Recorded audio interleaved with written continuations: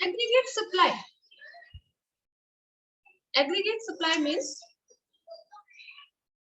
सबसे पहले तो जैसे जो हमारी एग्रीगेट डिमांड है अकॉर्डिंग टू केन्स कि जो income and employment theory is given by Keynes, कि केन्स ने इनकम और एम्प्लॉयमेंट की थ्योरी दी थी और उसमें इक्विलिब्रियम जीडीपी के लिए हम एग्रीगेट डिमांड और एग्रीगेट सप्लाई का यूज करते हैं। तो जो एग्रीगेट डिमांड है वो भी हमारी प्लान, डिजायर्ड, एक्सेंटिव एग्रीगेट डिमांड है।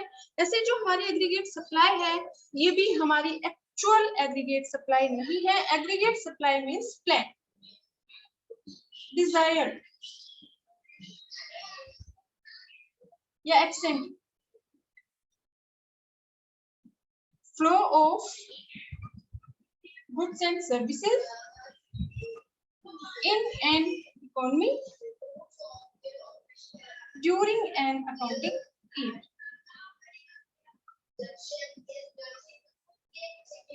तो हमारी जो एग्रीगेट सप्लाई है ये क्या है? प्लान, डिजायर्ड या ex ante flow of goods and services in an economy during an accounting year के जो हमारे एग्रीगेट सप्लाई मीन्स कि एक इकोनॉमी में एक अकाउंटिंग ईयर में जो प्रोड्यूसर्स प्लान करते हैं कि आने वाले साल में वो कितना प्रोडक्शन करेंगे, वो हमारी क्या है? Aggregate supply. तो एग्रीगेट सप्लाई क्या है? तो प्लान है, एक्चुअल नहीं है। प्लान, डिजायर्ड या एक्सेंटिव एग्रीगेट सप्लाई हम कहेंगे। और aggregate supply means sum total of flow of goods and services in an economy during an accounting year. तो एग्रीगेट जो सप्लाई है वो हमारा फ्लो कॉन्सेप्ट है क्योंकि हम इसको मेजर करते हैं ड्यूरिंग एन अकाउंटिंग ईयर। अब जो एग्रीगेट सप्लाई है it is identical with income. कि जो एग्रीगेट सप्लाई है इसको हम Y से भी डिनोट कर देते हैं।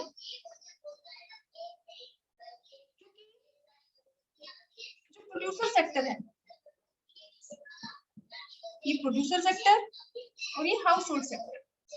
जो प्रोड्यूसर सेक्टर है वो हाउस होल्ड सेक्टर से सेक्टर सर्विसेज देता है।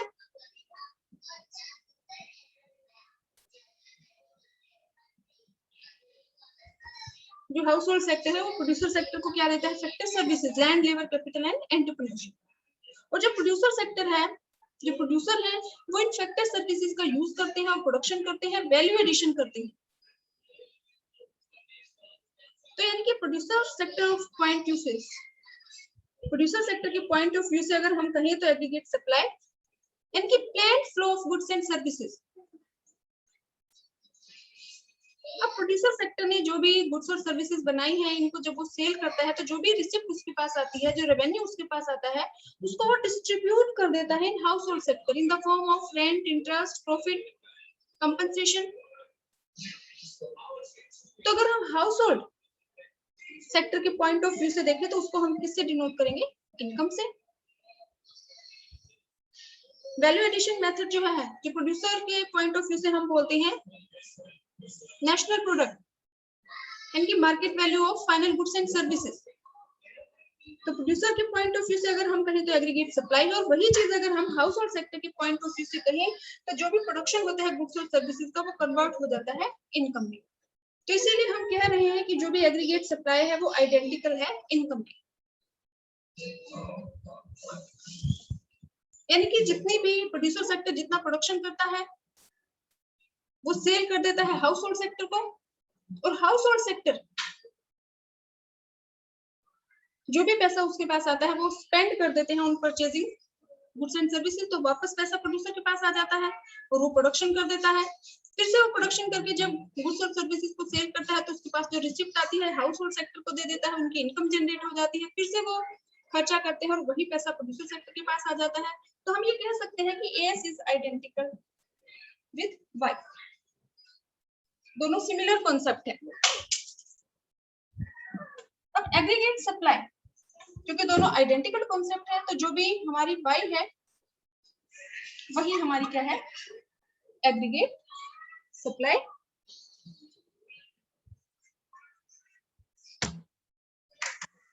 यानी कि जो भी हमारी इनकम है, जैसे जैसे हमारी इनकम इंक्रीज होती जाती है, वैसे वैसे हमारी इकोनॉमी में जो एग्रीगेट सप्लाई है वो भी हमारी इंक्रीज होती चली जाती है।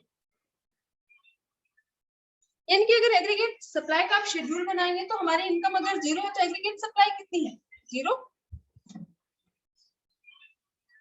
अगर इनकम 20 है तो एग्रीगेट सप्लाई कितनी है? 20। क्योंकि दोनों आइडेंटिकल कॉन्सेप्ट है, तो जितनी इनकम है उतनी ही एग्रीगेट सप्लाई है। इनकम अगर 40 है तो एग्रीगेट सप्लाई भी 40 है। इनकम 60 है तो एग्रीगेट सप्लाई भी 60 है। इनकम अगर हमारी 80 है तो एग्रीगेट सप्लाई भी हमारी 80 है।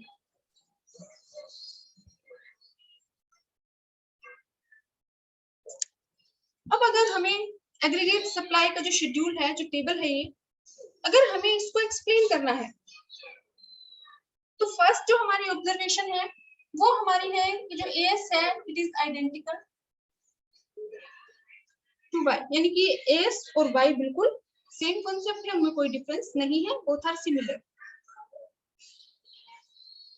उसमें हम एक्सप्लेन कर सकते हैं कि जो भी प्रोड्यूसर के पॉइंट ऑफ व्यू से देखें तो हम एग्रीगेट सप्लाई कहेंगे, और वही अगर हम हाउस होल्ड सेक्टर के पॉइंट ऑफ व्यू से देखें तो वो हमारी इनकम है। तो फर्स्ट इसमें ऑब्जर्वेशन है। सेकंड ऑब्जर्वेशन कि प्रोड्यूसर जितना भी प्रोडक्शन करने के लिए तैयार है, जो प्रोड्यूसर्स है एक इकोनॉमी में, एक अकाउंटिंग ईयर में जितना प्रोडक्शन वो प्लान करते हैं कि जितना वो प्रोडक्शन करेंगे उतना ही मार्केट में वो सेल कर देंगे, जितना वो प्रोडक्शन करेंगे उतना ही वो सेल कर देंगे। यानी कि producers are ready to supply what they produce, what they plan to produce in an economy। तो इसीलिए हम ये कह सकते हैं कि जितनी एएस है उतनी ही इनकम है, कि जितना वो प्रोडक्शन करेंगे उतना ही वो सेल करने के लिए तैयार है। तो सेल करने से जो रिसिप्ट आएगी उसको वो डिस्ट्रीब्यूट कर देंगे हाउस होल्ड सेक्टर के पास। तो इसीलिए हम ये कह रहे हैं कि AS is identical to Y, दोनों बिल्कुल सेम कॉन्सेप्ट है। अब इसमें हम ये कह रहे हैं कि जो भी प्रोड्यूसर्स है, producers are ready to sell what they plan to produce in an accounting year, कि जितना वो प्रोडक्शन करेंगे उतना ही सप्लाई करने के लिए तैयार है। ऐसा वो इसलिए कह रहे हैं क्योंकि जो इकोनॉमी है उसमें एक्सेस कैपेसिटी अवेलेबल है।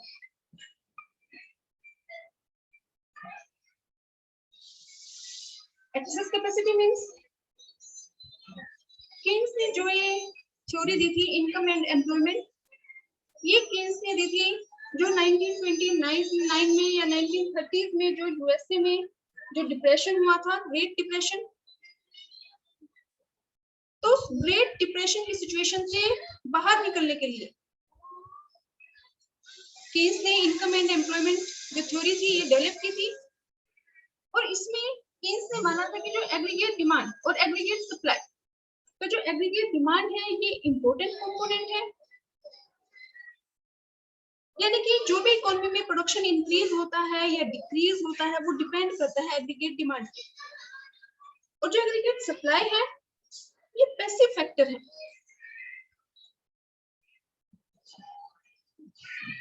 पैसिव फैक्टर मींस कि अगर एग्रीगेट डिमांड इंक्रीज हो जाए तो जो एग्रीगेट सप्लाई है, क्योंकि ये परफेक्टली इलास्टिक है, परफेक्टली इलास्टिक मींस इसमें चेंज किया जा सकता है अकॉर्डिंग टू डिमांड। अगर इकोनॉमी में एग्रीगेट डिमांड ज्यादा है तो जो प्रोड्यूसर्स हैं वो ज्यादा इन्वेस्टमेंट करेंगे, ज्यादा प्रोडक्शन करेंगे, यानी कि जो एग्रीगेट सप्लाई है वो अपने आप को एडजस्ट कर लेगी और एग्रीगेट सप्लाई के इक्वल हो जाएगी। यानी कि अगर एग्रीगेट डिमांड ज्यादा है तो जो एग्रीगेट सप्लाई है क्योंकि वो इलास्टिक है उसमें चेंज हो सकता है, और चेंज इसलिए हो सकता है क्योंकि इकोनॉमी में एक्सेस कैपेसिटी अवेलेबल है। एक्सेस कैपेसिटी का मतलब है कि जो डिप्रेशन की सिचुएशन होती है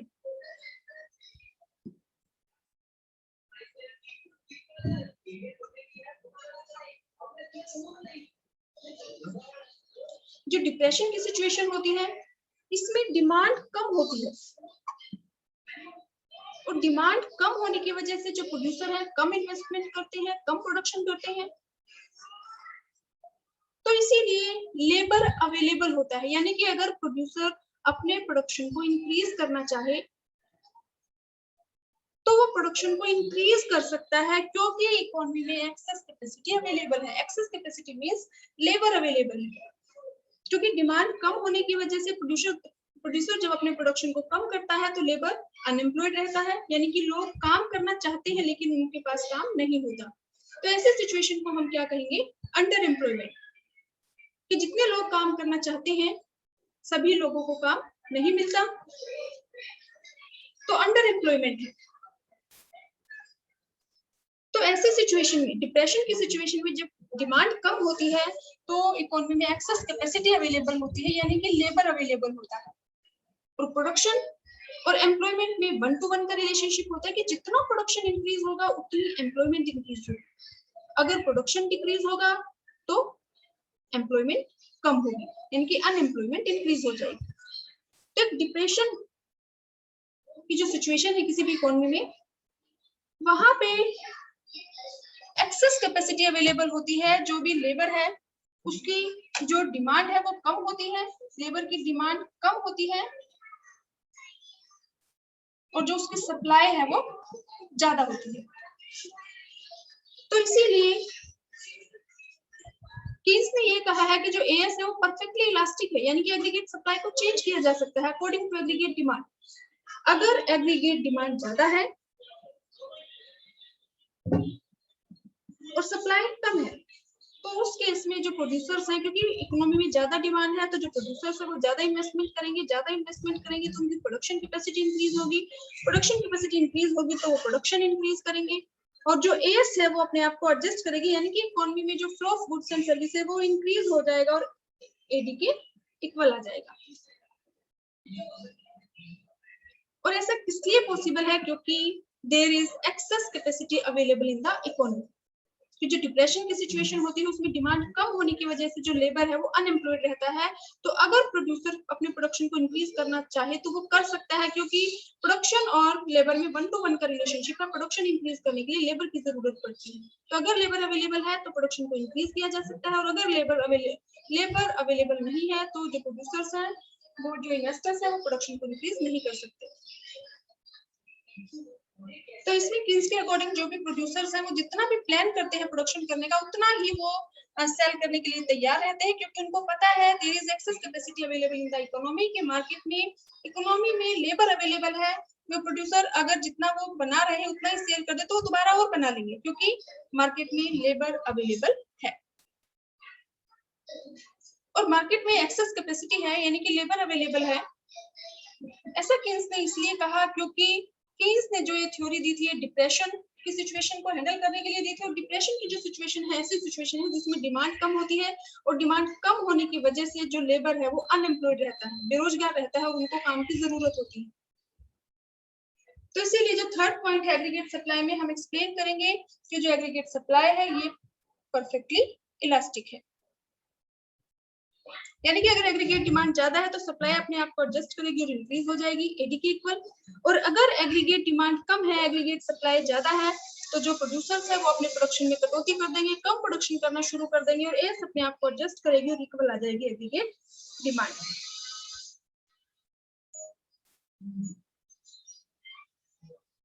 तो यही आपको पॉइंट एक्सप्लेन करनी है।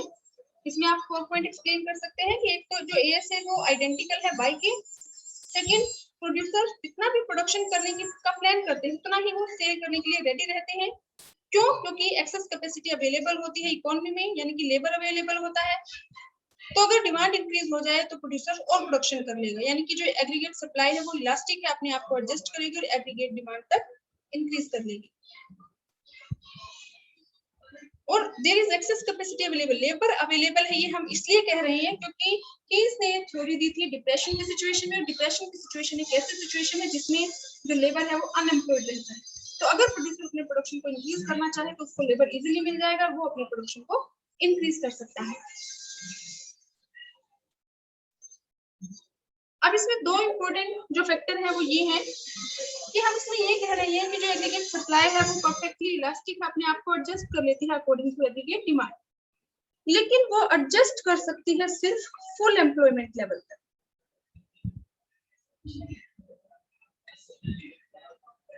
फुल एम्प्लॉयमेंट लेवल में ऐसी सिचुएशन है जिसमें लेबर की जितनी डिमांड है उतनी ही उसकी सप्लाई है, यानी कि फुल एम्प्लॉयमेंट लेवल पे एक्सेस कैपेसिटी अवेलेबल नहीं होती, लेबर अवेलेबल नहीं होता, क्योंकि उसकी जितनी सप्लाई है उतनी ही उसकी डिमांड है।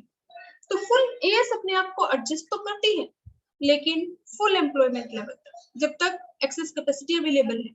जैसे ही फुल एम्प्लॉयमेंट की सिचुएशन आ जाएगी तो एग्रीगेट सप्लाई अपने आप को एडजस्ट नहीं कर पाएगी, और उस केस में सिर्फ इन्फ्लेशन होगा, महंगाई बढ़ेगी, जो प्रोडक्शन है या जो आउटपुट हम कहें वो रहेगा कांस्टेंट, उसमें कोई चेंज नहीं होगा, कांस्टेंट या फिर हम स्टैटिक कह सकते हैं।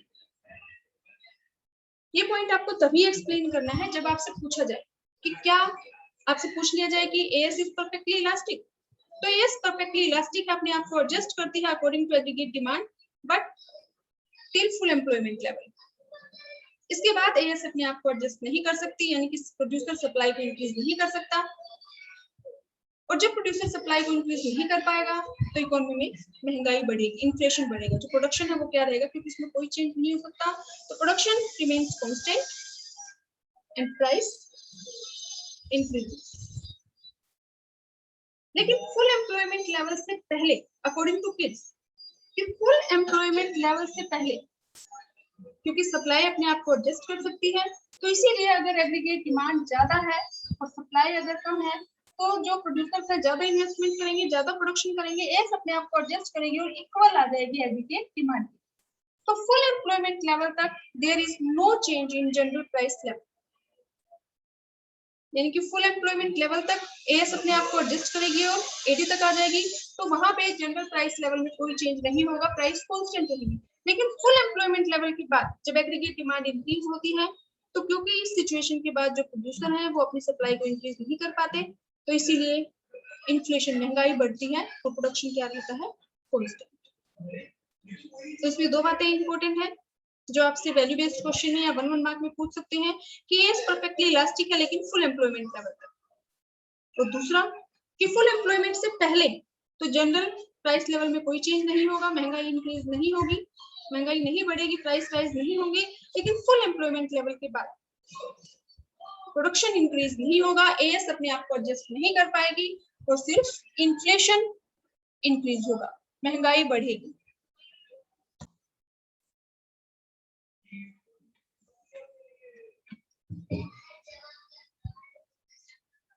एग्रीगेट सप्लाई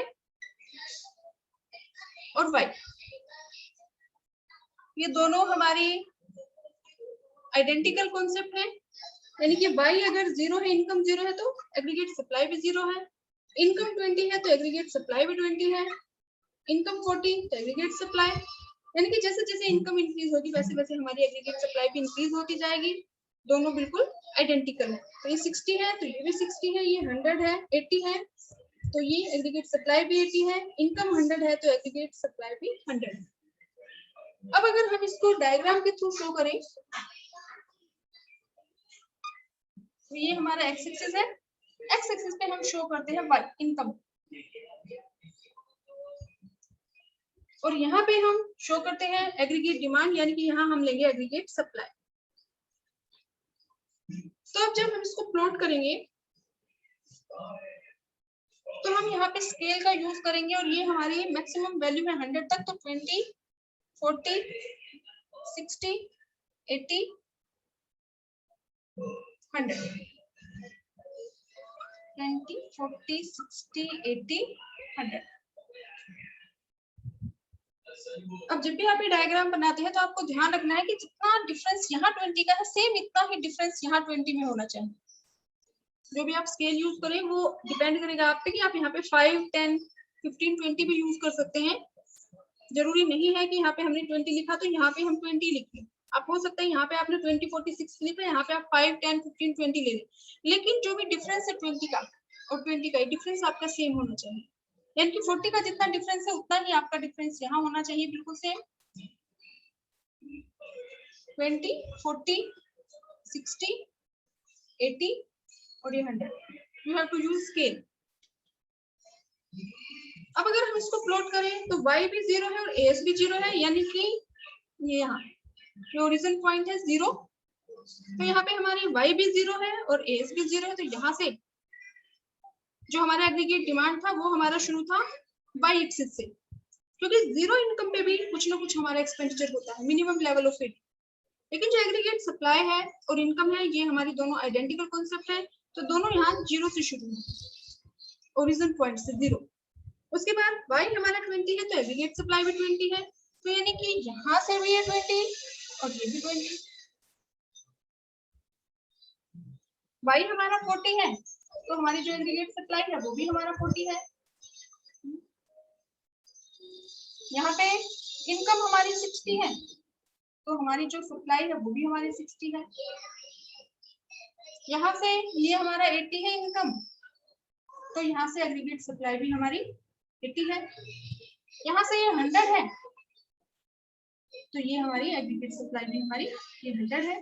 तो इट मींस इसको हम स्केल की हेल्प से मिला देंगे तो ये हमारी जो लाइन ड्रॉ होगी ये हमारी होगी एग्रीगेट सप्लाई इक्वल टू 1. ये हमारा 45 डिग्री का एंगल है. 45 डिग्री का एंगल क्यों है? क्योंकि बोथ आर आइडेंटिकल कॉन्सेप्ट,